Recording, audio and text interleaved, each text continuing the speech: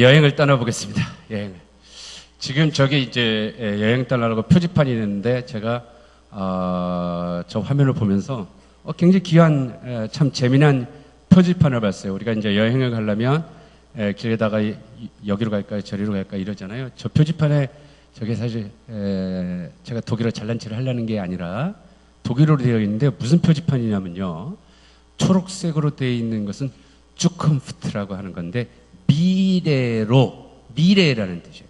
그리고 이 앞으로 되어 있는 게 게겐바트, 현재, 지금 이 자리. 그리고 저 뒤쪽으로 베어강겐하이트, 과거. 그러니까 이 표지판이 이번 성서 여행이 바로 저 표지판이다. 하나는 지금 현재에서의 모습에서 우리의 미래로의 모습, 또 우리의 과거로의 모습으로 이렇게 가는 이 표지판의 갈림길에 저희가 저기 빨간 옷 입은 사람하고 지금 서 있다. 저희 이스라엘 현지에서 제가 우리 학생들하고 강의하는 모습이었는데 사실 저 사진이 저렇지 않았어요. 제가 좀 더 멋있게 많이 보이려고 이렇게 했더니 저희 아내가 저걸 보더니 저 사진 위에서 찍은지 어쩌는지 너무 다리가 짧아 보인다고 좀 길게 하라고 그랬고 옆으로 좀 삐죽하게 한 겁니다. 그래서 좀 길어 보입니까? 자, 오늘 제 이틀 제 성서 여행 어디로 어떻게 갈 것인가를 하는데 여행을 하다 보면 여러 가지 중요한 것들이 많아요. 가장 여러 가지 중요한 것들이 많은데 무엇보다도 건강하셔야 됩니다. 그렇죠? 무엇보다도 여행하다 보면 많이 힘들기도 하고 피곤하기도 하고 그래요. 그래서 항상 같이 다니는 사람들하고 이렇게 힘을 이렇게 서로에게 주기도 하고 그래야 합니다. 그래서 이제 실제 여행지 같았으면 아침에 일어나서 처음 만나고 이제 오늘 여행을 떠나기 전에 다 같이 한번 따라해보세요. 보케르 또 뭔 말인지 모르겠어요. 다 같이 보케르 또브. 원래 이렇게 여행 가면 그 나라 말 하는 게 좀 재밌고 그러잖아요. 다 같이 보케르 또브. 이게 아침에 일어나면 굿모닝이라는 거예요. 굿모닝. 아침 인사 얘기하는 겁니다. 그러다 보면 여행하면 여행 중에 중요한 것 중에 하나가 룸메이트가 중요합니다. 룸메이트. 같은 방에서 자는 사람들이 중요한데 저 사람 코 고는 소리 잘못 만나가지고 잠 한숨 못 자고 그러면 그날 하루 종일 여행이 힘들어지기도 합니다. 옆 사람들 여행에 피곤하지 않도록 손도 잡아주시고 이렇게 두들겨도 주시고 한번 해보십시오.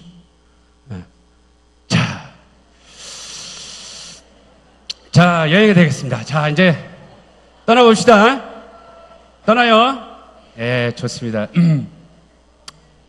우선 여행을 가기 전에 언제나 뭐 세계를 가다 또는 뭐 걸어서 뭐 어디까지 세상 끝까지 뭐 이런 프로그램 보니까 꼭 있는 게 있더라고. 뭐냐?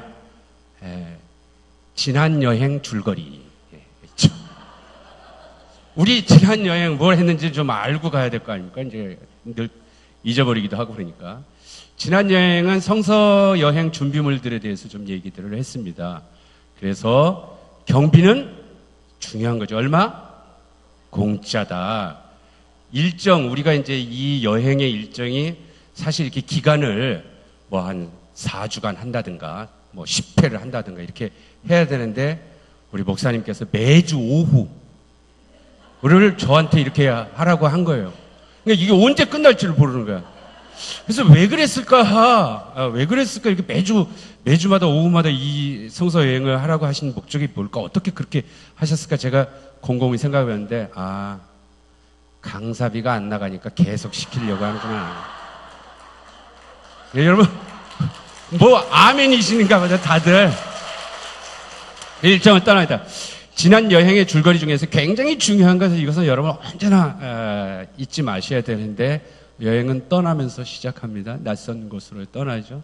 설레기도 하고 다 새롭네 할 수도 있지만 때로는 다른 곳에 낯선 곳에 처음 가서 그곳에서 먹는 거 마시는 거 뭐 여러 가지로 배탈이 날 수도 있다. 여러분 저와 함께 성서 여행을 하다 보면 여태까지 내가 먹던 거하고 입맛에 안 맞을 수도 있고요. 배탈이 날 수도 있습니다. 갑자기 겁주는 것 같죠. 그러나 낯선 것에 대한 새로운 것에 대해서 도전해 보시고 그리고 새로운 것을 좀 더 다른 눈으로 좀 바라봐 주셨으면 좋겠다. 어쨌든 여행의 목적지는 돌아온다고 그랬습니다. 돌아와서 우리의 삶의 모습들을 더 하는 거겠죠. 그 여행을 하다 보면 어떤 경우에는 그 나라 말을 조금 할 줄 알면 참 좋아요. 그렇죠? 그 나라 말을 할 줄 알아야 자기가 좀 편하게 가서 뭐 그런 사람들하고 얘기도 좀 해보고 좀 이렇게 속속 들여 보는 것도 좋을 것 같습니다. 근데 그렇지 못하면 난 말도 못해. 나 혼자 못 가. 그래서 전문 가이드가 따라갑니다. 좋죠? 자, 이제 지난 여행의 줄거리에서 우리는 엠마오로 가는 두 제자의 이야기를 통해서 기독교 그 핵심이라고 하는 복음의 핵심인 십자가와 부활의 문제에 대해서 또 구원, 천국과 지옥에 관련된 부자와 나사로의 이야기를 통해서 우리는 다른 얘기를 좀 들었습니다. 그 얘기는 구약 성경, 신약이 얘기하는 성경, 모세와 선지자의 글을 통하여서, 그러니까 모세와 선지자라는 게 지금 우리가 저랑 지금 하려고 하는 구약 성경 공부인데, 이것을 통하지 아니하고서는, 이것이 아니고서는 십자가 부활을 이해할 수 없다. 기독교 복음의 핵심을 이해할 수 없다. 부자 나사로의 이야기처럼 아무리 죽었다가 살아난 자가 이야기한다 할지라도 모세와 선지자를 믿지 아니하고서는 그거 가능하지 않다.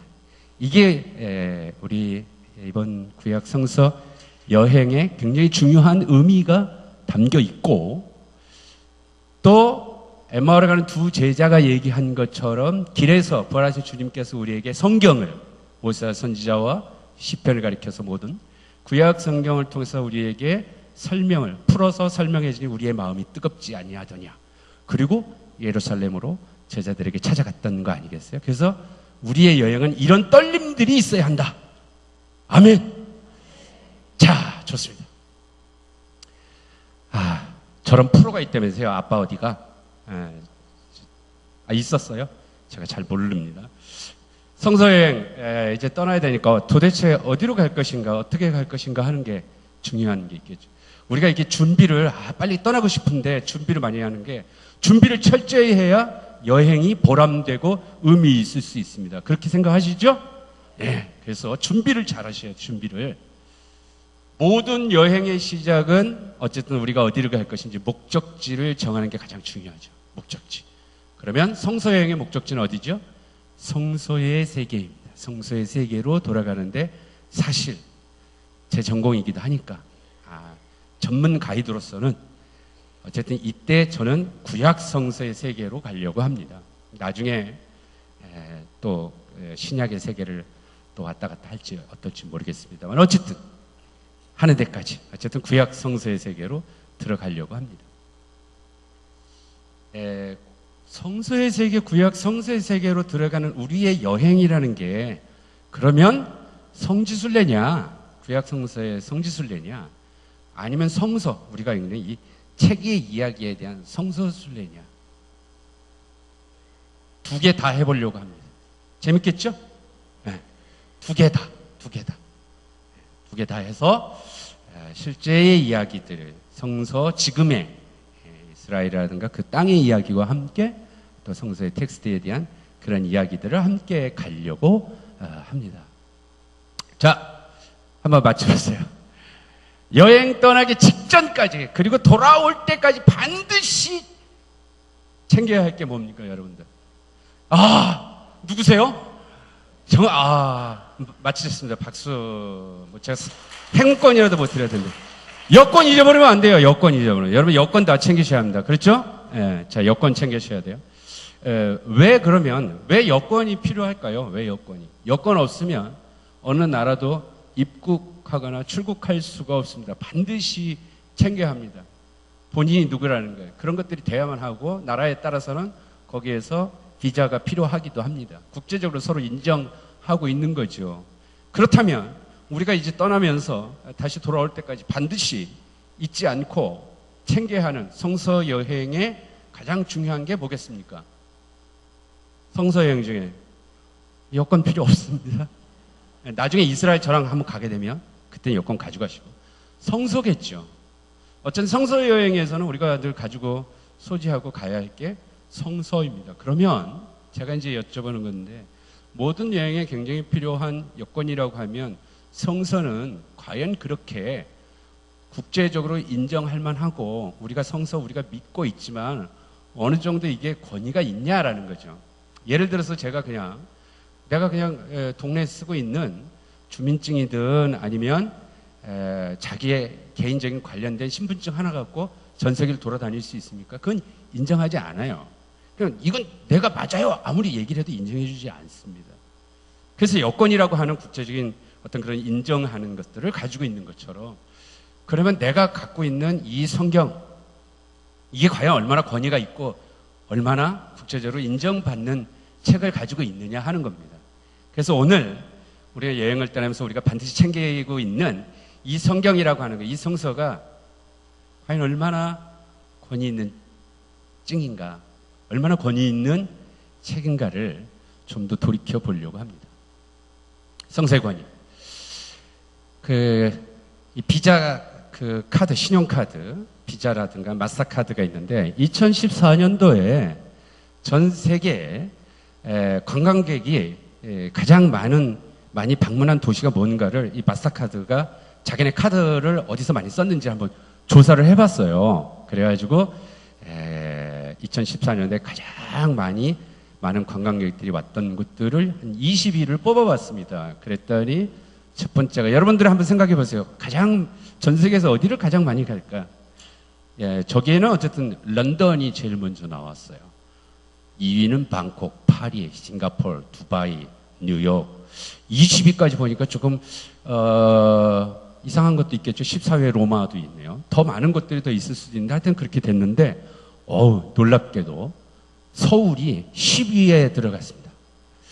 아니면 관광객들이 글쎄 모르겠어요. 딴 곳에 가서 현금 쓰고 이걸 전부 카드로 쓴 거로만 관광객을 했기 때문에 정확한 순위는 잘 모르겠습니다만은 2014년도에 서울 한국 방문한 관광객이 863만 명 정도 된다고 하고 그렇습니다. 1800만 런던을 한 해에 관광객들이 왔다는 얘기입니다. 성서 여행객은 얼마나 될까? 성서 여행객. 이렇게 수많은 사람들이 가는데.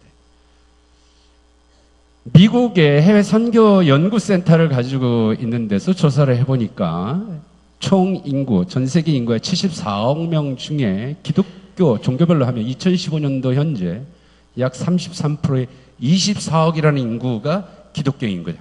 여기는 여러분 우리가 용어적으로 천주교, 기독교 그러죠. 근데 사실은 그 용어는 잘못된 용어예요. 천주교, 기독교가 아니고 기독교 안에 가톨릭과 개신교가 있습니다. 그래서 지금 이제 기독교라고 얘기하면 저기에 가톨릭하고 우리 개신교가 함께 있는 숫자가 한 24억이다.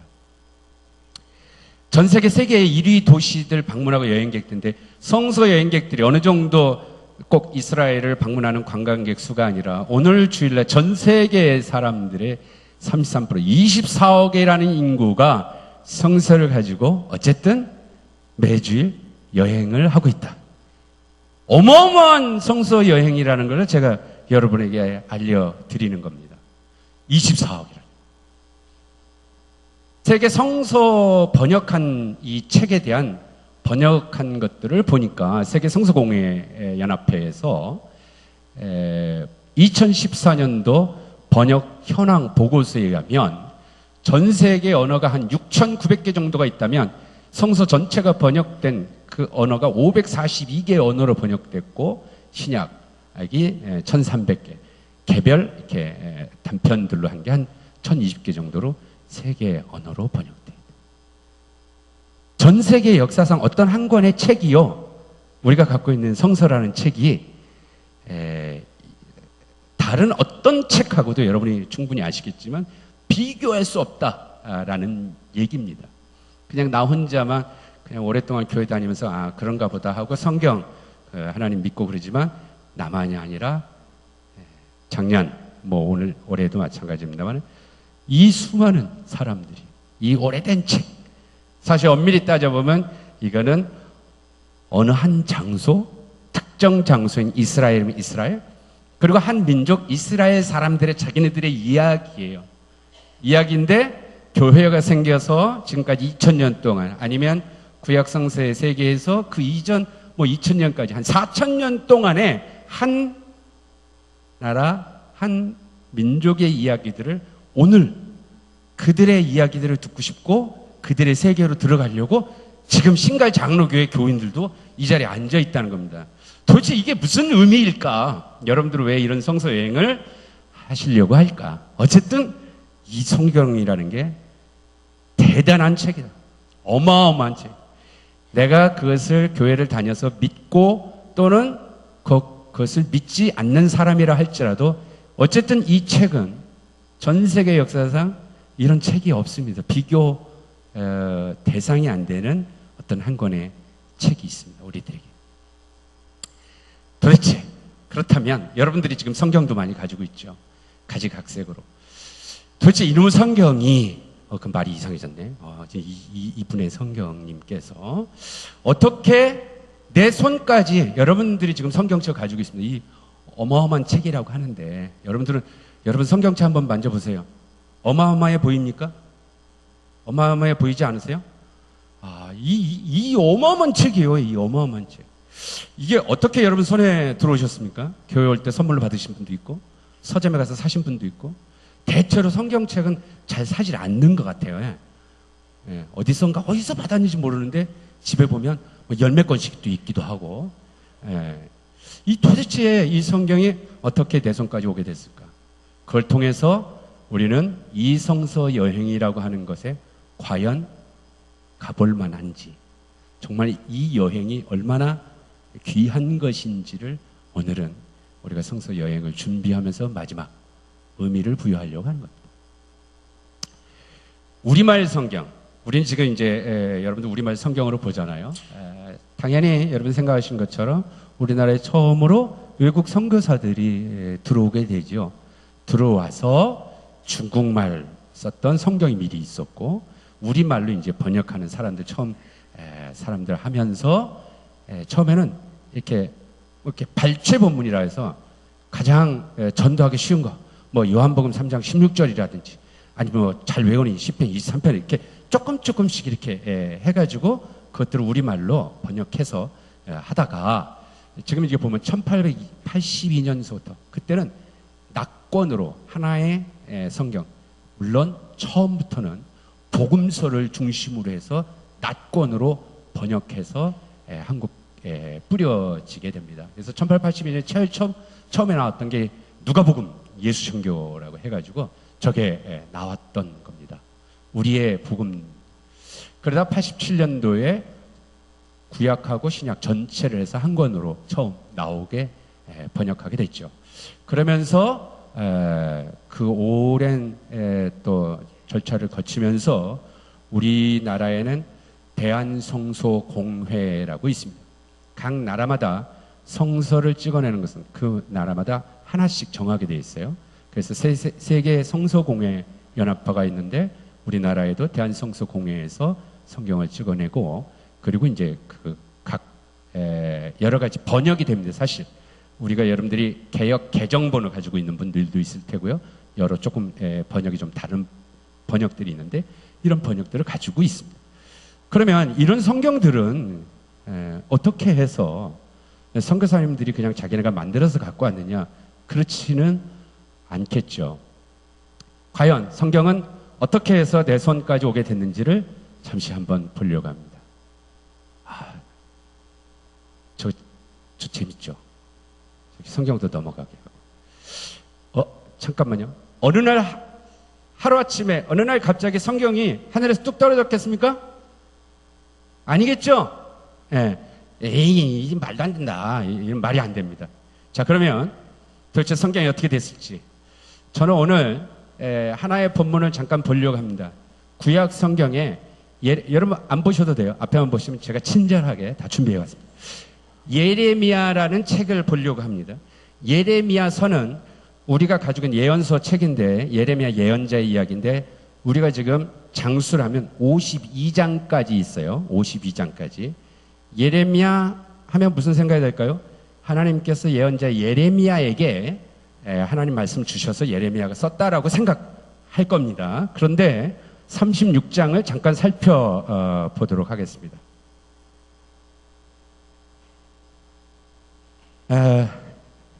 글자가 보이시나요?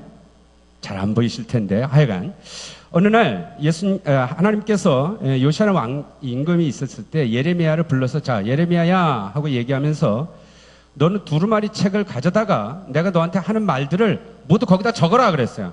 자, 제일 첫 번째는 여러분 좀 오늘 좀 시간이 없으니까 제가 가능하면 좀 빨리 넘어가도록 하겠습니다.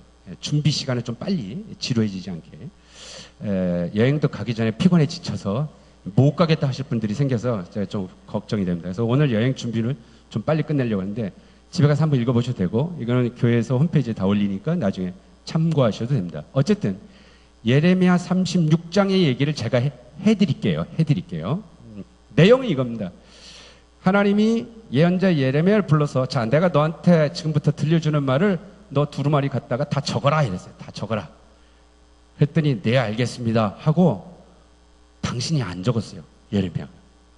자기 옆에 자기 조교 바룩이라고 하는 서기관을 불러요. 이게 바룩 이리 와. 내가 앞으로 불러주는 거 다 적어. 어쨌든 뭐 바룩이 적었던 그 어쨌든 예레미야 선생님이 하나님께로 받은 거니까 예레미야 책이 맞죠. 오케이. 그래서 바룩이 다 적었습니다. 그러면서 예레미야가 그 당시에 임금이라 이렇게 해갖고 아주 굉장히 정치적 억압을 많이 받고 있었다며 아주 감금 상태도 되고 그래가지고서 나는 못 가니까 너 이거 가지고 가가지고 성전에 가서 네가 읽어라. 사람들한테 얘기해라. 그래서 예레미야가 아니고 바룩이 가서 선생한테 받았던 걸 가지고 가서 다 얘기를 했어요. 그랬더니 사람들이 들었잖아요. 그 중에 어떤 사람이 딱 들었어. 듣고서 야, 너 이리 와봐. 그거 뭐야? 그랬더니 우리 선생님이 하나님께로부터 받은 얘기를 나한테 들려줘서 내가 적었던 거야. 근데 이제 그걸 보면은 그 내용들을 보면은 임금 너 잘못한다 말이지. 임금 너 당장 퇴진하라 막 이런 얘기들을 하고 있는 얘기들이란 말이죠. 그러니까 그 사람이 그것을 듣고서 임금님한테 가서 얘기를 했어요. 임금님한테. 임금님한테 막 이상한 막 그림 그리고 이상한 말들 하는 녀석들이 있다. 그랬더니 그거 좀 갖고 와봐 써진 거. 그래서 바룩에게 가서 너 쓴 거 그 두루마리 예레미야한테 들은 거 그거 이리 줘봐. 그래 가지고 가서 임금님한테 갔어. 파란 집 가가지고 얘기를 해줬어요. 근데 임금이 듣고서 어떻게 됐을까요? 기분 나빠. 기분 나빠서 그 바룩한테 받아갖고 온 그 두루마리 하나님께서 처음에 예레미야에게 했던 그 두루마리를 겨울 궁전이라고 했어요. 추우니까 벽난로를 뗐겠지. 그 난로에다 집어서 던져서 태워버렸습니다. 잘 보세요. 태워버렸어. 그랬더니 하나님이 예레미야를 다시 불러갖고 야, 이 임금이 다 태워버렸으니까 또 써야지. 너 다시 두루마리 갖고 와. 다시 두루마리 갖고 오고 내가 첫 번째 너한테 해줬던 말들을 다 적어. 그래서 다시 다 적었어요. 근데 다 적었는데 뭐라고 그러는지 보세요. 자, 이제 이런 얘기가 있어요. 왕이 태워버렸다. 자, 이에 예레미야가 마지막 32절에 다른 두루마리를 가져다가 네리야의 아들 서기관 바룩에게 주매 그가 유다의 여호야김 왕이 불사른 책의 모든 말을 예레미야가 전하는 대로 기록하고 그 외에도 그 같은 말을 많이 더하였더라. 우리말이 번역이 이상하게 돼가지고 뭔 말인지 잘 모르겠죠. 첫 번째 하나님께로 받았던 처음 그 두루마리 말씀이 있는데 이거를 예레미야가 바룩이 썼는데 이걸 불태워서 없어지니까 다시 써라. 그래서 다시 썼다는 거예요. 근데 두 번째 두루마리를 다시 썼는데 이 두 번째 두루마리에는 첫 번째 썼던 것들을 다 적고 조금 더 추가해서 더 썼다라는 얘기예요. 제대로 이해를 좀 더 돕기 위하여 제가 좀 더 수고를 했습니다. 자, 예레미야가 하나님께 말씀을 받아서 바룩한테 받아 적어라 이랬다. 그래갖고 받아서 처음으로 이제 저런 책이 생긴 거예요. 근데 이걸 가지고 임금이 불태워버렸어요. 그래갖고 이거 없어졌어. 다시 말해서 여러분이 예레미야가 쓴 책이라고 생각하는 것이 설사 있더라도 첫 번째 책은 없다는 거예요. 이 세상에. 그때 불태워가지고 없어요. 그래서 어떻게 했어요? 두 번째 걸 썼다는 겁니다. 두 번째 거를. 두 번째 걸 썼는데 이 두 번째 것이 있는 게 아니라 두 번째, 우리가 지금 갖고 있는 성경은 이 두 번째 거에는 첫 번째 거보다 더 썼다라고 얘기하는 또 다른 책을 지금 갖고 있는 거예요, 우리가. 그러니까 두 번째 책도 없어요. 이해하시겠어요? 그러니까 그러면 우리가 갖고 있는 건 세 번째 책이겠네요? 할 수는 있죠. 어쨌든 첫 번째, 두 번째는 아니다. 첫 번째, 두 번째 책은 없어요. 어쨌든 이 얘기를 하고 있는 어떤 나중의 책을 최소한 가지고 있다. 그리고 여러분이 읽다 보면 예레미야 책이 52장으로 되는데 51장 마지막 절에는 뭐라고 되어 있냐면 여기까지가 예레미야의 말이다 라고 끝나요. 52장이 또 있어. 그 다음 예루살렘 성전이 어떻게 불타고 망했는지에 대한 얘기가 또 있어요. 이건 누가 썼냐? 모르죠. 어쨌든 그런 책을 우리가 가지고 있다라는 것입니다. 자, 그렇다면 중요하게 아셔야 될 게 뭐냐면 우리가 보는 성경책을 볼 때 이 성경책은 그때 그 자리에서 누가 딱 쓴 게 아니다라는 겁니다. 어쨌든 무슨 말씀인지 알겠죠?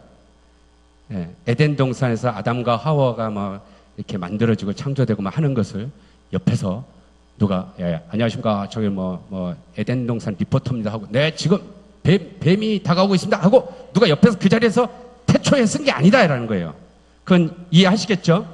성서를 그렇게 생각해야 합니다. 성서란 당시 그때 누군가가 쓴 게 아니라 어쨌든 한참 이후에 누군가에 의해서 써졌을 것이다. 이게 기본적으로 우리가 성서를 알아야 하는 기본적인 내용입니다. 자, 그렇다면 이런 얘기들이 도대체 어떻게 됐을까? 성경이 처음으로 써질 때는 뭔가 무슨 일이 있었을 거예요. 어떤 일이 있었을 것이다. 그 일이 있는데 그게 이야기가 되고요. 이 이야기가 입에서 입으로 서로에게 전해지겠죠. 입에서 입으로 전해지다 보면 어떤 거는 글로 조금 써놓기도 할 겁니다.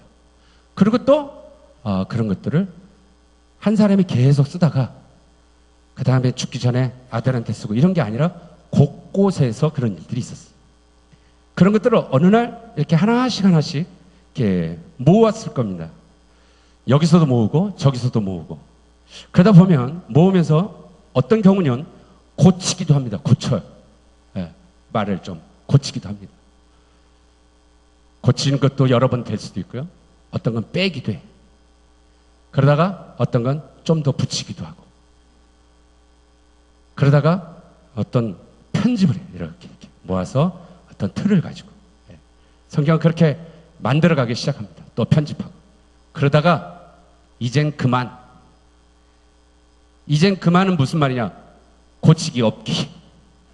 어느 순간은 이젠 고치기 없어. 여러분 성경 지금 고칠 수 있어요? 못 고치죠. 빼기 없기입니다. 빼면 안 돼. 그 성경에 아주 좀 너무 이상하다. 이런 건 너무 부끄러우니까 이거 빼자 하고 한다고 해도 뺄 수가 없어요. 더 쓰기 없기. 제가 얘기했죠. 뭐 박경철 전서, 이광수 복음 뭐 이런 거 아무리 좋아도 요한복음 뒤에다가 붙일 수가 없어요. 그래요, 안 그래요? 근데 그 전까지는 언젠가에는 그런 일들이 굉장히 오랜 세월을 거쳐서 있어 왔다는 겁니다. 있어 왔어요. 근데 어느 순간은 이런 거 그만하자. 이제 스톱. 고치지도 못하고 빼지도 못하고 더하지도 못하고 그냥 있는 그대로 놔두자.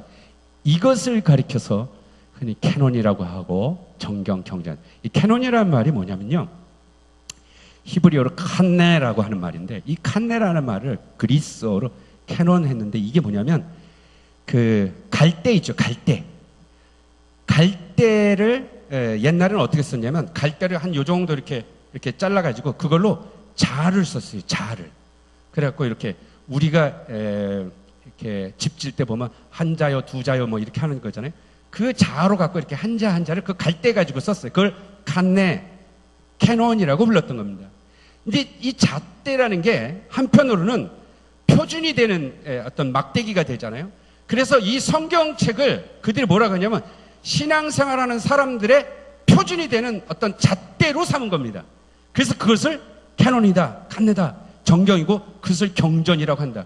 내가 예를 들어서 뭐 다른 거 마음대로 할 수 있어요. 근데 그렇게 살면 안 되지. 이렇게 해줘. 왜요? 성경에 보니까 이렇다. 언제부턴가 이 성경으로 신앙생활의 규범을 잡고 규준을 삼고 이렇게 척도로 삼았다. 그래서 그것을 경전이다, 캐논이다라고 불리는 겁니다. 마음에 안 들면 다시 고칠 수도 있잖아요. 그래갖고 자기 원하는 대로 하면 되잖아요. 11조 너무 마음에 안 들어. 100의 1조로 고쳐버리자. 이럴 수도 있잖아요. 근데 이제는 그럴 수가 없다는 거죠. 그런 경전이 생겨나기 시작합니다. 그것이 딱 이제 정해지게 됐어요. 자, 고치지도 못하고 빼지도 못하고 더하지도 못하면 이제는 그 경전을 가지고 어떻게 하느냐? 그 다음부터는 베끼기 시작합니다. 똑같이 필사하는 겁니다. 베끼고 베끼기만 하는 게 아니라 번역도 합니다. 다른 말로. 이 번역한다는 건 있는 걸 갖고 그대로 하는 거지 자기가 빼거나 고쳐서 하는 게 아닙니다. 그래서 번역하고 이번에는 번역본을 또 베끼고 그럽니다. 그렇게 이제 진행이 되다가 그런데요. 이 처음 것들도 아무것도 없습니다. 여러분 지금 뭘 하고 있냐면 이 성경이 어떻게 나한테 왔느냐 하는 거예요. 근데 그 처음의 이야기들을 지금 전해 드리기 시작하는데 남은 게 없어요. 그럼 이건 뭐냐 이게 우리가 갖고 있는 건. 그냥 선교사들이 지어갖고 온 것인가 하는 거죠. 지금 갖고 있는 건 아무것도 없는데 여러 고대의 사본들이 남아 있습니다. 다시 말하면 베낀 것들이죠. 번역한 것들이라든가 또 번역한 걸 베낀 것들이라든가 그것도 최초의 것들은 갖고 있지 않습니다. 그리고 여러 개들을 서로 말하는 다양한 것들을 우리가 이제 학자들이 비교하기도 하는 겁니다. 그럼 도대체 그렇게 해서 무작정 할 수는 없을 테고 분명히 뭔가 있지 않을까. 현재 남아있는 가장 오래된 무슨 성경 같은 거 도대체 그걸 갖고 우리가 뭐 할 수 있는 게 없을까 하는 거죠. 1898년도에 나쉬라고 하는 사람이 있었어요. 그 사람이 성서 고고학회에 이제 비서로 있던 사람인데 이집트에 갔다 우연한 계기에 작은 4조각으로 되어 있는 거거든요. 4조각으로 되어 있는 나시 파피루스라고 하는 우리 신갈교회 교인들은 다 아시죠? 여러분들 쉐마 학당에서 하시니까 쉐마가 들어있는 본문 이 작은 거를 이 조각을 발견하게 됩니다. 신명기 쉐마 이스라엘 다 같이 쉐마가 아니라 원래 듣는다는 걸 샤마예요. 샤마인데 지금 여러분들이 쉐마 이거는 명령어예요. 들어라 하는 말이에요. 그래서 쉐마 이스라엘 아도나이 엘로헤inu 아도나이 핫 이렇게 하는 말입니다. 들어라 하는 쉐마예요. 그래가지고 지금 우리가 하고 있는데 굉장히 중요한 본문이에요. 근데 다른 쪼가리도 없고 이 쪼가리 하나 남아있어요. 이게 가장 오래된 우리가 갖고 있는 성경 중에 있는 이 본문이잖아요. 그 쪼가리가 기원전 2세기, 1세기 걸 갖고 있습니다. 그러면 그거 하나 갖고 지금 현재 성경을 만들 수는 없었겠죠. 어쨌든 간에 가장 오래된 것 중에 하나인데 구약성서 전체는 뭐가 있을까? 카이로 예언서라고 얘기하는 건데요. 주후 895년 한참 뒤죠. 한 1000년 정도. 현재 우리 가까운 뭐 다른 건 나중에 보시도록 하고요. 이거는 아쉽게도 예언서들만 들어있습니다. 예언서. 이집트 카이로에서 나온 건데 예언서들만 다 있어요. 성경 전체는 갖고 있지 않습니다. 그런데 그 바로 다음 930년경에 있는 시리아에 있는 도시의 이름 알레포. 지금 시리아 내전이 심하잖아요. 그 알레포 해당에서 유대인 공동체가 갖고 있었던 것으로 보이는 알레포 사본이라는 것은 구약성서 전체가 다 있습니다. 구약성서 전체가 다 있어요. 지금부터 1000년 전 거예요.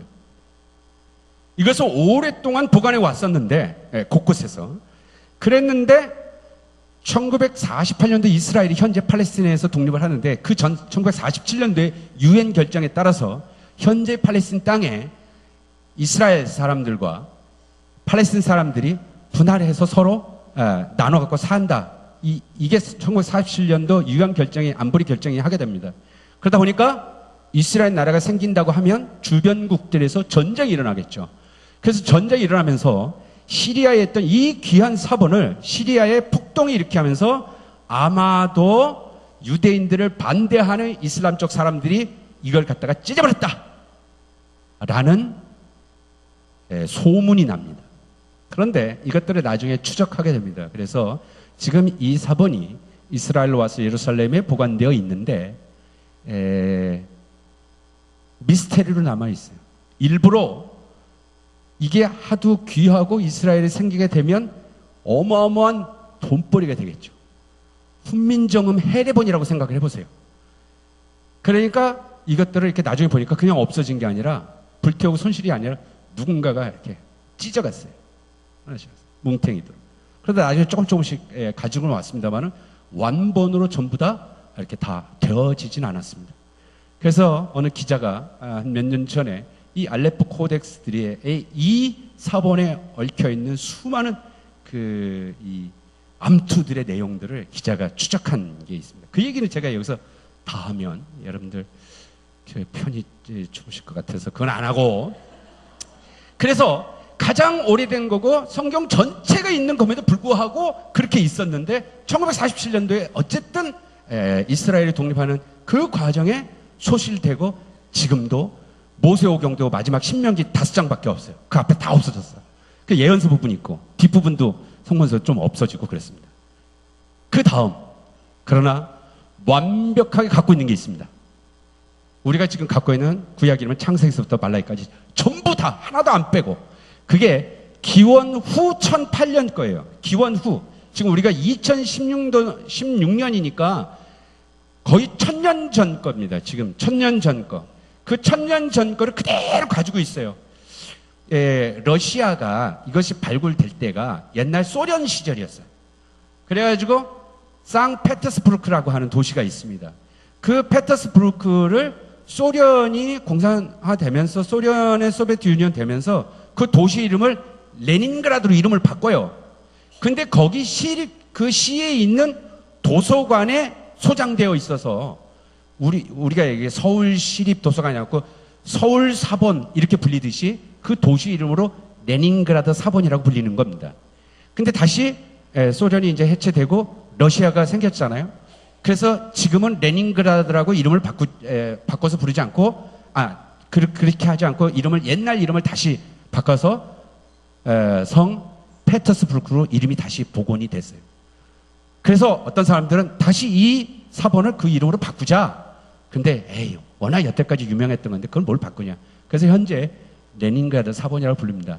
어쨌든 그거 뭐 중요하지 않다 할지라도 여러분이 지금 갖고 있는 성경은 원래 히브리어로 되는 원래 성경을, 그거를 나중에 번역하고 그거를 구텐베르크에서 인쇄술로 해갖고 찍어내고 출판되고 읽혀지다가 번역돼서 선교사들에 의해서 우리나라로 들어오고, 우리나라에 옛날 들어왔을 때 처음에 성경은 서북 그쪽 방언들도 있었어요. 떼쓰기도 안 되고. 그런 걸 좀 더 이렇게 바꾸고 지금 우리가 개역 개정도 있지만은 개역 본문도 조금 바꾸고, 또 현대어 성경처럼 해서 새 번역해서 이렇게 자꾸 바꾸는 거죠. 말만 번역을 바꾸는 건데, 이 모든 것이 어디에 있느냐? 지금 저기 1000년 전 거에 있다는 것입니다.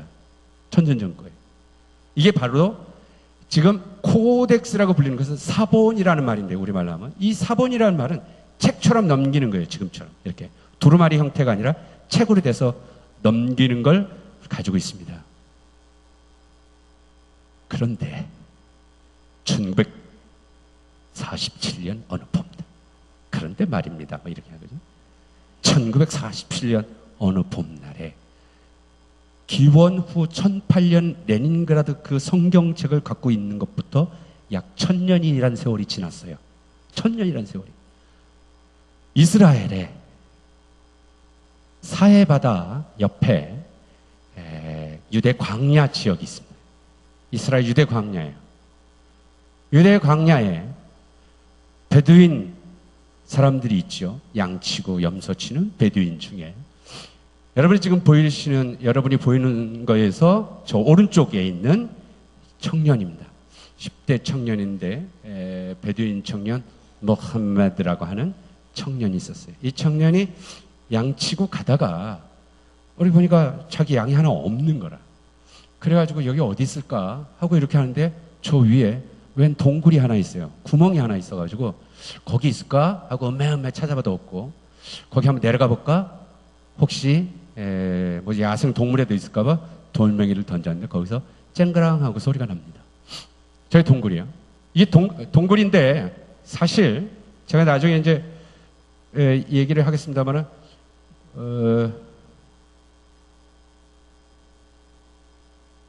보이시죠? 이게 동굴이고요. 요 밑에는 요 구멍 2개가 있는데 이거는 사실은 동굴이 없었어요. 나중에 말씀드렸지만 도굴꾼에 의해서 파헤쳐진 겁니다. 저 위에 조그마한 구멍 하나 있었어요. 이 구멍으로 저 청년이 들어가게 됩니다. 저 위에 구멍이에요. 위에 구멍. 안에서 찍은 것입니다만 거기 갔더니 뭔가 두루마기가 저런 항아리에 담겨 있었습니다. 그래서 이게 뭔지 모르는 거죠. 자기는. 그러니까 이제 모르는 건데 저게 제가 항아리에 있는 게 이게 펼친 건데요. 어떤 식으로 하냐면 양피지 가죽에 이렇게 뭐 써놓은 다음에 그 다음 하나하나를 이렇게 뭐 이렇게 끈 같은 거로 묶어가지고 이렇게 둘둘둘 마른 겁니다. 전부 피면 한 7m 좀 넘어요. 54쪽을 한 겁니다. 제가 저거 전공이에요. 저게 이사야서입니다.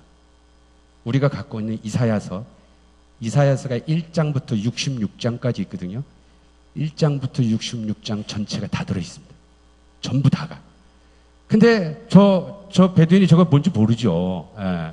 그래서 이걸 가지고서 당시 베들레헴에 지금 저 모자 이상하게 쓴 사람인데 칸도라고 하는 사람인데 골동품 가게 주인이었고 구두 수선공이었던 사람이에요. 이 사람한테 가서 그걸 가지고 이제 팔아요.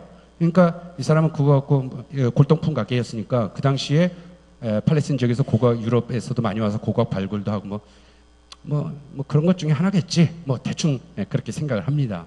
그래서 값싸게 돈을 주고 나중에 이것 말고 그 친구한테 또 곳곳에서 나왔던 걸 또 사가지고 나중 얘기입니다만 그 당시 돈으로 한 200달러 정도로 해가지고 나중에 이거는 25만 불에 팔립니다.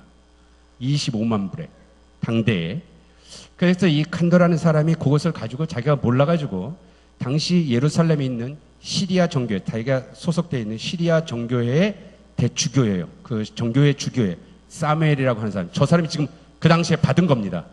저걸 저렇게 두루루루 폈어요. 그렇지만 이게 얼마나 오래되고 얼마나 값진지를 이 사람이 잘 모르는 거야. 근데 시리아 정교회 사람이니까 이 정교회 소속으로 서로가 이렇게 넓게 자기네 교단끼리 이렇게 알고 지내는 곳이 있었어요. 그곳이 어디냐? 저기가 시내산입니다. 시내산에 누가 있죠? 전문 가이드가 계시죠. 제가 저기를 간 이유는 모세한테 하나님 말씀도 듣지만 저기 제가 앉아있는 뒤편으로 보이는 곳이 기원 후 6세기에 세워진 비잔틴의 최초의 수도원 시내산에 있는 카타리나 수도원이라는 곳이에요. 이 수도원에 시내산 사본이라고 해서 가장 오래된 사본이 보관돼 있었습니다. 근데 여기에 유명한 고고학자이고 그런 성서를 연구하는 트레버라고 하는 사람이 자기네 시리아 그 정교회 소속의 수도원에 와 있다는 소식을 듣고 이 사무엘 대주교가 당장 그 사람을 불러요. 그래가지고 저 사람이 트레버 박사라는 사람입니다. 그래갖고 있는 것을 보게 되고 이 사람이 제가 갖고 있는 마이크로필름으로 이걸 좀 찍어봅시다. 그리고 자기의 스승이었던 최고 세계의 권위자였던 고고학자인 자기 선생님한테 윌리엄 올브라이트한테 보내요. 그랬다가 나중에 왔는데 지금까지 갖고 있는 것 중에 가장 오래된 성경이다 라는 소리를 듣게 됩니다. 그리고 한참 뒤에 가서야 실제로 저것이 얼마나 오래됐는지는 과학자들에 의해서 방사동원서로 해갖고 측정을 하게 돼서 기원전 2세기로 돌려요. 기원전 2세기로 돌립니다. 그러니까 지금까지 우리가 갖고 있는 거에 1908년 거, 1008년 거를 보고 있다가 그것부터 1000년 뒤에 발견된 게 이것이 지금까지 갖고 있던 것보다 1200년 앞서는 거였는데 똑같더라는 겁니다. 똑같아요. 이 쿰란에서 살던 사람이 이 성경을 이사야를 그때 이사야가 쓴 게 아니에요. 옛날에 이사야에서 전해져 내려온 것들을 쿰란 지역에서 살던 옛날 유태인들이 거기서 숨어 살면서 이렇게 베낀 거예요. 고치고 뭐 이런 게 아니라 베낀 거예요. 그러다 이 사람들은 어느 순간 없어졌습니다. 없어지고 2000년 동안 묻혀 있었어요. 그러다가 이스라엘에 태어나면서 그 다음에 이제 전 세계적으로 우리가 성경을 갖고 있는데 그때는 레닌그라드 아까 그 사본이라고 하는 거, 그 레닌그라드 사본은 그때 쓰긴 했지만 그때 쓴다는 게 뭐냐? 그것도 그 이전 거를 베낀 거예요. 베꼈는데 그 이전 것들 다 없고 가장 오래 보관되어 있는 걸 우리가 지금부터 1000년 전 거를 가지고 있는데 1947년에 저 목동의 우연한 발견으로 인해서 저런 게 발견이 됐다는 거예요. 성경이. 그런데 세상에 똑같은 거를 발견하게 된 겁니다. 놀라운 일이죠.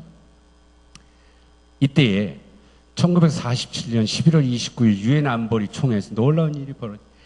이스라엘 2000년 동안 자기 나라 없이 살던 사람들에게 그 땅에다가 분할 통치해서 분할 결정을 내리겠다, 이 얘기가 나오게 되죠.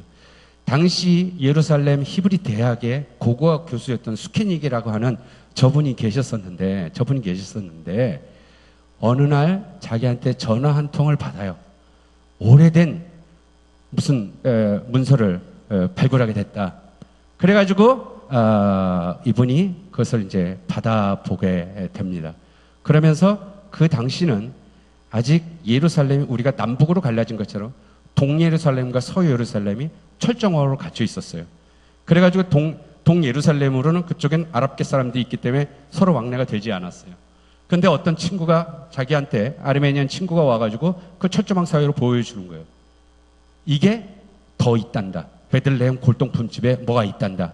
자네가 이걸 좀 봤으면 좋겠네. 그래, 내일이라도 내가 가보마. 그리고 이제 집에 와 있었는데 그 집에 누가 왔느냐? 당시 예루살렘 집으로 누가 왔냐면 텔아비브에 이제 곧 이스라엘이 2000년 만에 자기네가 독립할 것이라고 해서 무장 독립군을 이끌던 하가다의 총사령관 이가엘 야딘이라는 사람이 있는데 이제 내일 유엔에서 발표만 하면 그날이 전쟁이 일어나는 날이에요. 그래서 이 총사령관이 텔아비브에 있다가 잠시 예루살렘에 갑니다. 왜? 집안이 걱정돼서. 그 아버지가 바로 저 스케닉 박사입니다. 그래서 집에 가서 봤는데 아버지 책상 위에 뭔가 뭐 지저분한 것도 있고 뭐 그래요. 그래서 이게 뭐예요? 그러는데 아버지가 아들을 잡고서 야딘, 아들아, 나 내일 베들레헴 좀 갔다 와야겠다. 아버지 무슨 말씀이에요? 내일 전쟁 날지도 몰라요. 베들레헴 거기 초청을 넣어서 절대 안 됩니다. 가지 마세요. 큰일 나요. 내일 어떨지도 몰라서 제가 왔는데 아버지 가지 말라고. 그랬더니 아버님이 이거 내일 그랬기 때문에 내가 가야 된다. 전쟁이 나면 이거 엄청난 보물인데 우리 히브리인들에게 우리 조상이 줬던 이것을 가져오지 않으면 안 된다 하고 한참 얘기를 하는데 아무리 그렇다는 거 아버지로서 그렇다는 걸 알지만 그런데 안 된다. 자식으로서 걱정하는 마음도 있고 그리고 이스라엘 총 독립군 사령관으로서 명령합니다.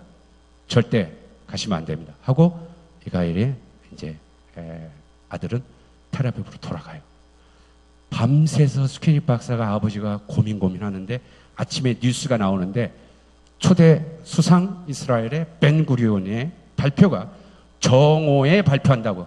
그러면 정오까지는 전쟁이 안 나겠구나. 그래서 정오 전까지만 돌아오면 된다 해가지고 스케닉 박사가 베들레헴에 갑니다. 가서 이런 것들을 가지고 오죠. 돌아와서 12시간에 돌아와요. 그리고 펼쳐봅니다. 2000년 만에 감췄던 이게 펼쳐지는데 라디오 방송에서 초대 수상 벤구리온이 이스라엘 2000년 동안 나라에는 백성으로 살다만 오늘 독립한다는 얘기를 발표를 해요.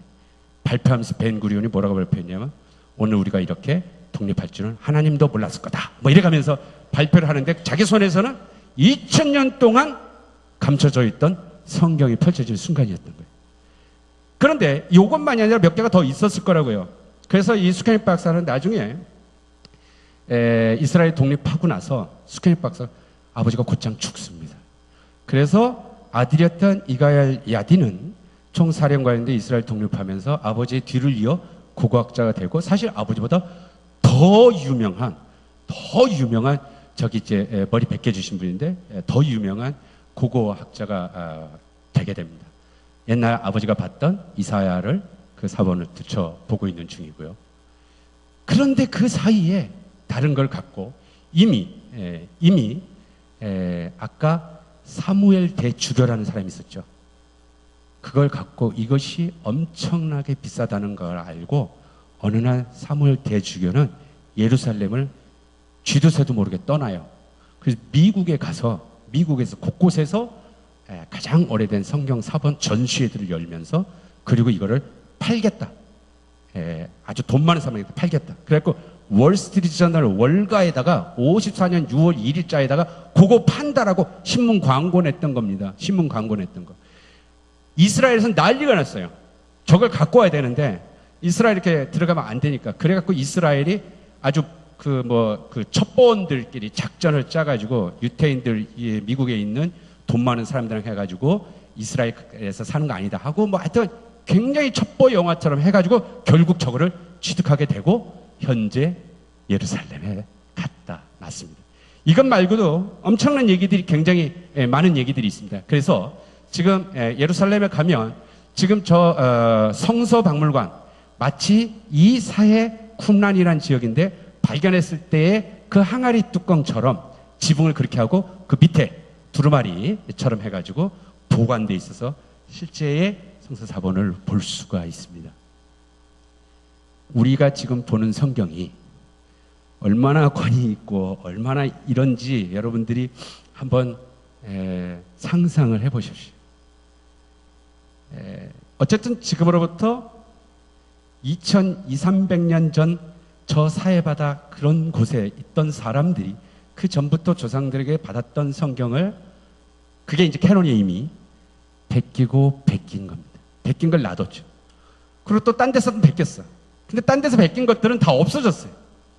그리고 남았던 거를 우리가 지금 인쇄술이 되고 여러 세계 언어로 번역돼서 우리가 성경을 읽고 읽는데 세상에 1947년에 나온 게 우리가 지금 보고 있는 성경과 더 앞서서 2200년 전의 사람들도 똑같은 성경을 베껴서 쓰고 있다는 것입니다. 그것이 거의 한자도 안 틀리게 지금까지 가지고 오고 있다. 그게 지금 쿰란에 저기 있는 지역이고요. 좀 더 빨리 갈게요.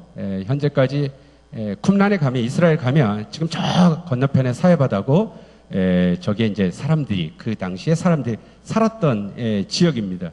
그 당시에서 1947년 되고 48년도부터 해서 54년도까지 11개의 동굴이 발굴됐습니다. 11개의 동굴이. 그래서 제일 첫 번째 발굴된 동굴은 1번 동굴, 2번 동굴, 3번 이렇게 해서 11개의 동굴이 발견돼서 현재까지 우리 성경에 있는 모든 게 다 나왔어요. 성경에 있는 게 다 나왔어요. 딱 한 곳만 빼고 에스더서만 빠져 있어요. 나중에 에스더 여행 갈 때 다시 한번 얘기를 하겠습니다. 왜 그것만 빠져 있고 그 어떤 의미가 있는지는. 지금 거기 이제 사람들 살고 있고요. 그래서 옛날 쿰란에서 살던 사람들이죠. 그러다가 한 주후 2세기, 3세기에 모든 사람들의 기억과 역사 속에 사라졌습니다. 그러다 1947년도에 발굴이 됐던 거죠. 지금 현재 이스라엘 가면 이곳으로 사람들이 다들 찾아갑니다. 저 그 집터에서 바라다 보는 저 앞에 구멍들 보이잖아요. 사실은 저 구멍들이 이제 그 집터가 있고 바로 앞에 있어서 저기 4번 동굴, 5번 동굴, 6번 동굴부터 7번, 8번, 9번까지도 있습니다. 이것도 뒤쪽으로도 그런데 많은 사람들이 가서 이 쿰란 동굴이 처음 발견되게 된 이야기들하고 막 무식한 사람들하고 거기다 돌 던지고 막 이래요. 그런데 여기도 아주 재미난 얘기가 있었죠. 역시 집터에서는 이미 고각 발굴들을 하고 있었는데 이미 유대 사막에 돌아다니는 베두인들이나 많은 사람들한테 이 사막 어디 동굴에서 뭔 쪼가리를 발견했는데 그게 어마어마한 돈에 값비싸게 팔려나간다는 소문이 돌고 있었어요. 그런 얘기를 하고 있다가 베두인들 천막에서 꾸벅꾸벅 저 텐트에서 주무시던 어느 한 어르신이 나 그런 동굴 봤는데? 근데가 저기 앞에 보이는 이 집터 옆인데 근데 이 집터에는 사람들이 고각 발굴하느라고 얼씬도 못해요. 도굴꾼들이 몰래 들어갑니다. 그래서 저 위에는 사실 구멍인데 그거는 도굴꾼들이 파고 들어가서 저게 쿰란에서 가장 많은 보물들이 나왔던 4번 동굴. 바로 앞에 집터인데도 밭에 감춘 보화처럼 거기 어마어마한 보물이 있는 것도 몰랐죠. 작은 거는 손톱만한 모양이고요. 어떤 거는 뭐 좀 더 크기도 하고. 이제 발굴이 된 것만이 아니라 사실은 그것들을 조각조각 퍼즐 맞추는 일들이 전 세계에 이렇게 에서 학자들 보여서 하는 것들이 굉장히 힘든 일들이 벌어지기 시작합니다. 이 쿰란 동굴들의 번호들을 보여주는 거고요. 제가 늘 거기를 항상 매년 갈 때도 저는 이제 이스라엘을 전공하는 사람으로서 제일 첫 번째 나왔던 1번 동굴을 꼭 가보고 싶었는데 1번 동굴은 누구도 어디 있는지도 모르고 아무것도 없고 안내도 되어 있지 않고 그렇지만 제일 먼저 나온 1번 동굴을 가야겠다. 작년에 제가 국제 고각 발굴단에 가서 올해도 또 이제 가게 됩니다만은 그 발굴 기가 막히죠. 제가 한 게 아니에요. 이미 돼 있는 거예요. 옆에 가서 찍은 거예요. 유일하게 고고학 잡지를 통해서 저 지도 하나 봅니다. 유대 사막 중에 그냥 사진만 있어요. 저게 1번 동굴이 저쯤 있다. 어디 표지판도 없고 저기 어딘쯤 있다. 요 밑에 그 집터에서 저희가 어디를 가야겠다. 여름에 태양볕 45도 물 한 통 들고 저 사진을 보셨죠? 저게 이제 저 1번 동굴을 가자. 그래서 저희 영원한 조수 한 명 아내와 따라서 갑니다. 어딘지도 모르고 저쯤 어딘가지. 그냥 낮아 보이기도 한데 그렇진 않고요. 완전히 암벽 등반하듯이. 그래도 안 보여요. 그냥 그 구멍들이 다 보이니까 도대체 어디. 이리 오르고 저리 오르고 힘들게 가서 결국 1번 동굴 앞에 섰습니다. 그러니까 이거 자랑하려고. 이 감동을. 1번 동굴 들어가요. 지금 제가 들어가는 건 도굴꾼이 팠던 구멍으로 들어가는 거예요. 그 위쪽이었는데. 기가 막히죠. 전 우리 조수가 저를 찍어준 겁니다. 저 위에 구멍이죠. 위에 구멍. 요런 사진을 국내에서 지금 여러분이 처음 보시는 겁니다. 이 사진이 없어요. 일본 동굴에 가서 이렇게 찍은 사진이. 그때 이제 이스라엘 그 고고학자들이랑 얘기하면서 내가 지난주에 나 일본 동굴 찾아갖고 왔다. 찾았냐고. 그래갖고 스마트폰으로 이렇게 보여주니까 절대 이거 페이스북이나 어디다 공개하지 말라고. 그러면 제가 어떻게 찾아가는지 다 해놨죠. 이거 찾아가면 여기 완전히 어떻게 되겠냐고. 위험하고 아무도 보여주지 말라고. 이렇게 공개하지 말라고.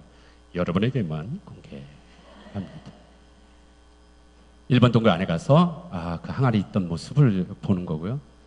여기서 저기 파란 곳이 저게 사해바다입니다. 일본 동굴에서 굉장히 높죠? 사해바다. 그러니까 아주 황량하고 아주 건조하고 사해라고 하는 그러한 특수한 지형과 기후 때문에 어쩌면 그리고 아무도 사람이 살 수 없는 곳이니까 2000년 동안 이 기가 막힌 하나님의 말씀이 보관되어 있지 않았을까? 기가 막힌 일이죠. 그런데 1979년 그런데 말입니다. 1947년도에 그랬는데 1979년도에 What would be the discovery of a lifetime starts outside the walls of Jerusalem in an old cemetery. We came here and excavated 7 of these burial caves. The burial caves date back to the 7th century BC, somewhere around the time of King Josiah. But the caves were found looted, so we didn't anticipate too much. Gabriel Barkai instructed a 13-year-old volunteer to clean up a tomb for photographs. Instead of that, he was bored, he was alone, and he had a hammer, and he began banging on the floor. But the floor turned out to be a fallen ceiling, and beneath it were some artifacts that had escaped the looters.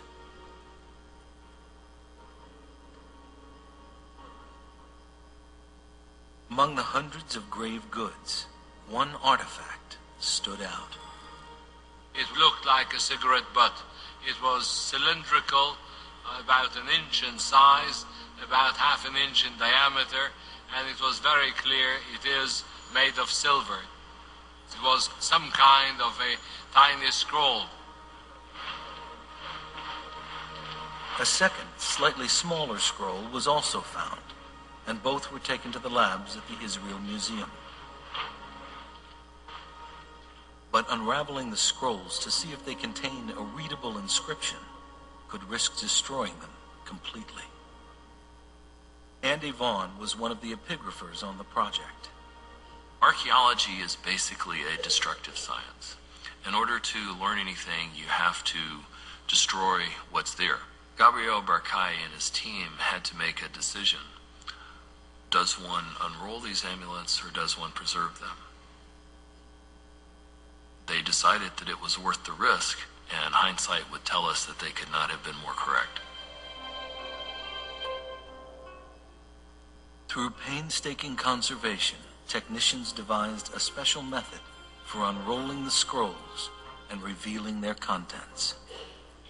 I went over there and I was amazed to see the whole thing full of very delicately scratched, very shallow characters. The first word that I could decipher already on the spot was Yud Hey Vav Hey, which is the four-lettered, unpronounceable name of God. Further investigation revealed more text and a surprisingly familiar prayer, still said in synagogues and churches to this day.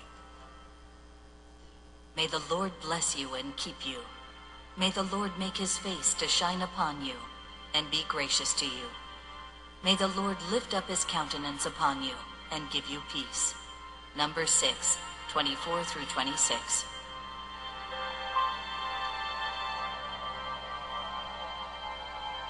There is no doubt at all that these two amulets contain the priestly benediction found in Numbers 6. These inscriptions are thus very important because they're the earliest references we have to the written biblical narratives. The archaeological context was very clear because it was found together with pottery dating back to the 7th century BC. Also the paleography, the shape of letters, points towards somewhere in the 7th century BC beyond any doubt. The silver scrolls with the priestly benediction predate the earliest Dead Sea Scrolls by 400 years. It is an amazing find, proving that at least some verses of the Bible were written in ancient times during the reign of King David's descendants. 어떠세요? 1947년도에 쿰란에서 나왔었는데 1979년도에 예루살렘 바로 근처에서 무덤을 발굴한 중에서 조그마한 은으로 이렇게 만들어진 두루마리에 아론의 축복 기도인 민수기 6장 24절이 적힌 게 나온 거죠. 그러니까 마치 부적처럼 옛날 유대인들이 죽으면서 무덤까지도 다시 말하면 기원전 7세기까지 가는데요. 이미 그 당시에 성경을 가지고 있었단 말입니다. 지금 우리가 그게 다 보존되어 있지는 않지만 이렇게 귀한 것들이 몇 천을 지면서 오게 된 거죠. 지금 저기 보이는 예루살렘에서 지금 저기가 문나햄 센터인 그 무덤까지 가는 길입니다. 여기는 관광객도 가지 않아요. 아무도 가지 않습니다. 찾기도 힘들고 가는 길에 흰놈 골짜기로 나중에 제가 예루살렘 여행할 때 또 얘기를 하겠습니다만 이곳에서 므낫세라고 하는 임금이 가난한 아이들을 불태워 죽였습니다. 제물로 바쳤던 곳입니다. 지금은 가난한 팔레스티나 아이들이 놀고 있는 곳입니다. 제가 거기 갈 수도 없고 GPS 하나 갖고 저 건물 어디쯤인가를 지난번에 찾아가서 결국은 거기를 가게 됐죠.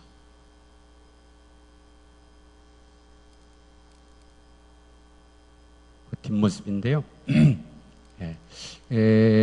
지금 시간이 없어서 제가 가능하면 짧게 말씀을 드리는데 이렇게 되어 있는 요 지역 여기서 요거를 한 것입니다. 여기 자세히 보면 이렇게 뭐가 이렇게 파져 있고요. 그리고 여기 지하실이 있어요. 무덤 구조가 지하 또 이렇게 있는 식처럼 되어 있는 거죠. 아까 영상에 나왔던 분이고요. 이 사람이 이제 그를 발견하게 됩니다. 2개가 나오는데 이게 의미가 우리가 최초의 기원전 2세기에 나시라고 하는 사람이 쉐마 본문을 갖고 있던 조그만 거, 카이로 예언서도 있고요.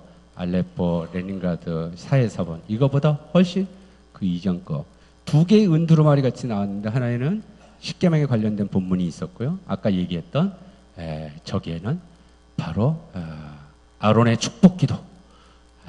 여호와는 내게 복을 주시고 너를 지키시기 원하며 여호와는 그의 얼굴을 내게 비추사 은혜 베푸기를 원하며 여호와는 그 얼굴을 내게로 향하여 드사 평강 주시기를 원하노라. 너무 좋은 말씀이죠. 여러분도 저런 거 부적처럼 갖고 있고 싶지 않습니까? 그래서 제가 저거를 목걸이로 돼가지고 이렇게 차고 있으려고 그게 있어요. 근데 구하기 굉장히 어려운데 제가 하여튼 다음에 가서 구하려고 계속 인터넷에서 구하려니까 너무 비싸가지고 하여튼 축복 기도문을 늘 몸에 지니고 싶어가지고 그런 게 있습니다. 제가 갔던 곳이죠. 지금 구멍 보이는 거기를 그 아이가 돌로 깨서 그 바닥에 앉는데 그 뿡 뚫리면서 거기서 찾게 된 겁니다.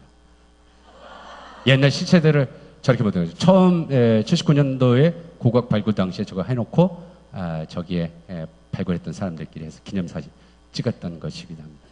여기에 더 많은 것들이 더 자세한 것, 더 저를 깜짝 놀라게 하는 것. 가장 최근에 2010년도 것도 있어요. 11년 것도 있고. 거기서 나왔던 또 다른 얘기들을 해드릴 게 너무 많은데 너무 길고 그래서 좀 자르겠습니다. 자, 이제 여행을 떠나갑시다. 근데 이제 문제는 중요한 게 지금 빨리 가야 되는데요. 성서 여행할 땐 잘 듣고 여행을 하면서 그렇죠? 잘 따라다니셔야 되고 잘 듣고 잘 봐야 합니다. 잘 봐야 돼요. 비록 짧지만 요거를 하지 않으면 여러분 성서 여행은 굉장히 힘들어지게 됩니다. 지금부터. 그래서 요 얘기만 금방 좀 빨리 하겠습니다. 도대체 성서를 어떻게 봐야 되냐라는 건데요. 성경을 보면 우리가 역사서라는 책이 있는데 어떤 거 보면 왕들에 대한 얘기를 하다가 이런 얘기를 합니다. 여로보암의 죄에서 떠나지 못했다. 여로보암의 죄에서 떠나지 못했다. 여로보암의 죄에서 떠나지 못했다. 수많은 이런 얘기들이 굉장히 많아요. 남북으로 나눠졌을 때 북이스라엘 초대 왕이 여로보암이라는 건데 그 여로보암 다음 때 사람들도 너 초대왕 여로보암 죄에서 떠나지 못했다. 계속 이런 얘기를 합니다. 그러고 나서 또 무슨 얘기를 하냐면 어떤 왕들의 얘기하면서 북이스라엘은 이스라엘 그 왕의 이야기를 하다가 나머지 거는 이스라엘 왕조사 책이 있다 이게. 이스라엘 역대지략이 있다. 또 유대왕 역대지략이 있다. 이런 책이 고유명사로 딱 적혔는데 나머지는 세종대왕의 나머지 것들은 세종실록에 있다. 뭐 조선왕조실록에 있다. 이렇게만 되는데 그거는 아직까지 발견된 적이 없습니다. 발견된 적이 없어요. 근데 성서는 어쨌든 그렇게 해서 얘기를 해요. 다시 말하면 성서는 내가 하고 싶은 얘기만 하겠다는 거예요. 거기 적혀있지 않은 것들은 어느 책에 있다 이렇게 기록하고 있어요. 그러니까 다시 말하면 성서가 기록하는 분명 목적이 있습니다. 여기서 여러분 벗어나지 마시길 바랍니다. 이제 다음 주부터 여행을 할 때 분명히 그런 게 생깁니다. 도대체 아담과 하와가 가인과 아벨을 낳는데 가인이 아벨을 죽였어. 근데 가인이 쫓겨남을 당하게 되는데 나 딴 나라 갔다가 다른 사람들이 날 보고 죽이면 어떡할게요? 아니 아담과 하와에서 가인하고 아벨밖에 없는데 가인이 뭐 딴 나라 가면 날 죽인다는 게 도대체 이게 뭔 말이야? 이런 고민이 생길 수 있는데 성경은 거기에 대해서 기록하지 않습니다. 어느 나라에 누가 많이 있다 없다. 그런 거 고민하지 마시라는 겁니다. 성서가 기록하고 싶은 얘기들이 있다. 선악과를 하나님께서 도대체 따먹을 줄 알았을까 몰랐을까? 고민되는 거 많겠죠? 여러 가지들. 성서 여행의 중심 분명히 성서는 자기 하고 싶은 말만 한다. 나머지는 어느 책에 있다. 이러고 기록을 안 해요. 자기가 하고 싶은 얘기. 자전거 타고 가다가 아침에 넘어져서 무릎을 탁 깨졌어. 집에 왔어요. 일기장에다. 오늘 새벽기도 빠졌더니 하나님께서 나를 주셔서 잡아뜨렸다. 맞아요? 안 맞아요? 이게 뭐냐면 돌뿌리에 부닥쳐 넘어진 거야. 근데 하나님이 나를 쳤다라고 쓰고 있다. 이스라엘이 왜 멸망했어요? 이스라엘 죄 때문에. 아니, 대제국 아시리아와 바벨론에 의해서 그건 엄청난 제국의 군사력과 그런 거에 따라서 이스라엘이 멸망할 수밖에 없어요. 그러나 성서는 뭐라고 기록하냐면 너희들이 죄를 졌고 그래서 하나님이 그 강대국을 당신의 심판의 도구로 쳤다. 이게 지금 성서의 이야기들입니다. 이게 이제 우리가 성서 여행을 하면서 이제 어떤 식으로 이제 볼까라고 하는 굉장히 중요한 문제가 생깁니다. 보세요. 누군지 아세요? 중학교 시절 내내 내 마음을 흔들었던 올리비아 하세, 로미오의 줄리엣, 오드리 헵번, 로마의 이쁘죠? 왜 제가 이 사진들을 했을까? 이건 어때요? 중동 사람들의 눈이 너무 이쁘죠? 어떤 그 사랑하는 남녀가 있었어요. 근데 한 여자가 자기 여자친구한테 와서 예. 나 어저께 이제 우리 애인 경철 씨가 내 눈은 수정보다 밝다고 그랬다? 입이 찢어져서 와서 얘기를 했어. 그때 옆에 친구가 아이고 눈 삐었네 삐었어. 눈에 뭐가 씌었어. 그 말을 믿냐? 다 도둑놈이지. 그 말을 믿어 바보야? 뭐 그런 거 믿지 마. 순 도둑놈 말이야. 그때 네가 경철 씨를 몰라서 그래. 경철 씨가 하는 말은 1.1억이라도 오류가 없어. 네가 몰라서 그래. 그의 말은 100% 맞아. 아니다, 기다. 계속 싸움을 해. 그러다가 안 되겠으니까 진짜 너 뭔가 씌워서 그러는데 네 말이 아닌지를 내가 한번 확인시켜줘? 좋다. 그럼 어떻게 할까?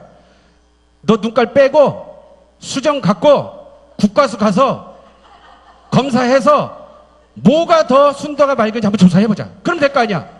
좋다, 가자. 할 사람 있어요? 제가 알기로는요, 한국의 개신교인 거의 80%는 성서를 이렇게 믿습니다. 하나님의 말씀은 1.1억이 또 오류가 없다라고 한다는 거예요. 제가 오류가 있다라고 얘기하는 게 아닙니다. 문제는 성서를 어떻게 볼 것인가 하는 거죠. 하나님의 말씀, 네가 경철 씨를 몰라서 네가 예수를 안 믿어서 그래. 예수만 믿으면 하나님의 말씀을 보이는 건데 네가 몰라서 그래 라고 한다는 거예요. 문제는 예를 들어서 어린 아이가 우리 아빠가 이 세상에서 가장 힘이 세. 뭐가 힘 세? 니네 아버지 저 격투기장 가봐. 아이는 믿어요. 아빠가 최고 힘 세다고. 근데 진짜인지 아닌지 만약에 격투장 가서 아빠가 안 됐다. 그럼 어떻게 되려나? 애 실망할까요? 어떻게 될까요? 아이는 그 말을 아빠가 가장 힘센 것을 어떻게 얘기할까요? 우리가 뭔가 성경이 이것이 진짜라고 얘기하잖아요. 그 진짜를 잘 아셔야 돼요. 여러분 성경이 진짜예요, 아니에요? 진짜예요. 어머니가 아이를 품에 안고 내 아이의 눈을 바라보면서 정말 세계 어디 깊은 산속 옹달샘보다 막다라고 얘기하는 엄마의 육아일기가 가짜예요, 진짜예요? 진짜입니다. 당신의 눈은 수정보다 막다. 아버지는 이 세계에서 가장 힘이 세! 라고 하는 건 진짜라는 거예요. 진짜. 어떤 진짜냐? 고백의 용어의 진짜예요. 사랑의 고백의 용어의 진짜예요. 사랑의 고백은 지나가는 사람한테 어떤 예쁜 여자 보고 어우 수정보다 맑은데 이랬다가 뺨 맞아요. 이러면 안 되는 거야. 둘의 관계가 있는 거지. 사랑하는 사람들의 관계가 있어요. 오랜 관계. 처음 보자마자 하는 얘기도 아니고 처음 보자마자 그런 얘기하면 뭐 이런 사람이 다 있어 하고 가버린다고요. 엄마와 아이 마찬가지. 다시 말해 이스라엘은 자기들의 민족사에 오랜 자기들의 어떤 분명한 실체적인 사건들이 있었어요. 근데 그것을 기록을 해놨는데 그 기록을 어떻게 기록을 했냐면 고백의 언어. 그 고백이 무슨 고백이다? 신앙 고백이라는 겁니다. 신앙 고백. 신앙 고백의 언어로 성서를 기록해놔 있다. 우리는 바로 이 성서 여행을 통해서 이 고백의 언어들의 이야기들을 내가 어떻게 신앙 고백할까? 이렇게 이것을 놓치면 창세기 1장서부터 여러분들은 성경을 읽을 수가 없습니다. 아멘? 이게 바로 이 성서 여행의 가장 중요한 이야기입니다. 이제 마치도록 하려고 하는데요. 여러분 보세요. 우리 안에 여행은 떠남이라고 그랬어요. 여행은 자기 것으로 떠난다. 근데 여러분의 자리에 너무나 쉽게 떠날 것 같죠? 여러분 저하고 성서 여행하면서 굉장히 어려운 것들이 내 자신을 떠나기가 어렵습니다. 여태까지 나를 좌우하고 있는 것들이 있단 말입니다. 영화 두 편이 우리나라에서 예전에 상영됐습니다. 하나는 다빈치 코드라는 거고 하나는 패션 오브 크라이스트. 다빈치 코드는 어떤 소설을 가지고서 성경과 관련된 이야기인데 소설을 가지고서 영화화한 것입니다. 허구적인 이야기들이에요. 그런데 한국의 수많은 개신교 교회들이 나서서 여기 계실지 모르겠습니다만은 이 영화 상영 못하게 반대하고 극장 앞에서 데모도 하고 그랬던 영화이기도 합니다. 왜? 성경의 내용하고 전혀 다르게 막 한다는 얘기예요. 그 다음에 하나 패션 오브 크라이스트는 우리 사순절을 맡고 있습니다. 언젠가 한국 교회 사순절을 시작하는 첫날 상영이 되면서 전 교회가 캐톨릭과 함께 같이 가서 교회 가서 교인들 단체로 가서 영화 보고 그랬어요. 너무 울고 예수님 그리고 이 영화는 여태까지 영화와 다르게 실제 예수님이 어떤 고난을 당했는가 그 마지막 일주일을 아주 적나라하게 어떻게 보면 진짜 호러 영화야. 굉장히 잔인할 정도로 눈 뜨고 볼 수 없을 정도로 얘기합니다. 그리고 역사적 고증을 하고 뭐 해가지고 성세 내용에 다 빠져 있지만 이게 고증하면 이런 것이다. 예수님이 이렇게 피를 흘렸을 것이고 하면서 다시 말하면 진짜는 이랬을 것이라는 거로 맞춘 겁니다. 그래서 예수님이 진짜 저랬구나. 그리고 신앙인들로 하여금 거기에 더 몰입하게 됐어요. 그러나 그것도 성서의 내용이 있는 것은 아닙니다. 예수님 당시에 말로 했다. 그래서 말도 아바꿈 하면서 아람어로 주여 아버지 일어나소서 하고 겟세마네 동산에서 시작하는 걸로 해요. 진짜를 하려고. 놀랍지만 신앙을 더욱더 우리를 가져가는 게 뭐냐면 진짜가 이거다. 문제는 이거예요. 진짜가 이거다 라고 가져가면서 패션 오브 크라이스트에서도 누구지요?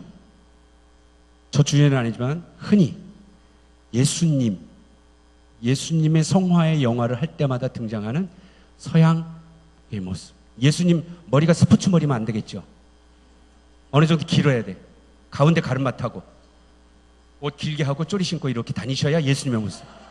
뭔가 특이하게. 그게 어디서 나왔냐? 아주 오랜 동안 바로 예수님의 성화의 저 모습을 가지고 얘기하는 거죠. 패션 오브 크라이스트. 예수가 실제는 이랬다라고 할 때 언어도 그 당시 말로 쓰고 실제 이랬다 해도 배우는 미국 헐리우드 배우입니다. 그거는 절대 놓치지 않아요. 절대로 예수를 서양인 남자로 그것을 바꾸지 않는다는 거예요. 그런데 이런 사진을 보셨는지 모르겠습니다만 주후 1세기 예수님 시대 때 팔레스틴 땅에서 어떤 이 두개골을 뼈를 하나 이렇게 발굴을 했어요. 봤더니 예수님 시대 때 거고 한 30대 사람의 남자의 두개골이었어요. 그걸 가지고서 이렇게 시뮬레이션으로 영국 캠브리지 대학에서 이렇게 한 겁니다. 저게 예수님이라는 게 아니라 저게 예수님이 아니라 그런데 당시에 살았던 사람들의 팔레스틴 사람들 그 당시에 어떤 모습을 이렇게 시뮬레이션 했던 겁니다. 자, 그러면 저기 지금 우리가 흔히 아는 예수님 성화, 저것도 예수님, 저건 100% 아니에요. 그죠?